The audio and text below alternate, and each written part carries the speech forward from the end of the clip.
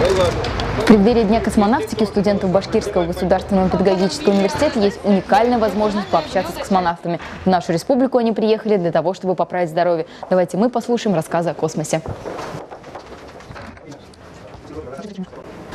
За 30 секунд до включения двигателя прошла авария, нарушение режима стабилизации, и в заданное время двигатель не включился.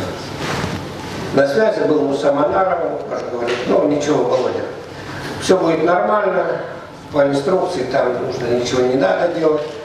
После выхода из тени произойдет ориентация на солнце, закрутка на солнце для подзарядки буферных батарей, и через виток сядет.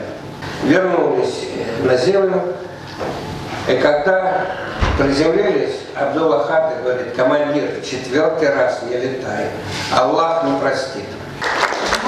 А это ваш земляк. В курсе, да. В курсе, да? Конечно. А вот мы с ним с одного училища. Харьковское высшее военно-авиационное училище. Вот мы все были. И он тоже был в отряде космонавтов. Дело в том, что я был связан с программой «Буран», и мы там, естественно, близко подружились и работали в одной программе.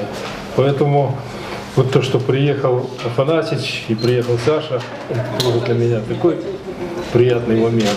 Я даже очень рад из-за земляков, за то, что так принимает, потому что так вот относится к космонавтам. Мы вместе даже на подготовке были, на выживании в горах.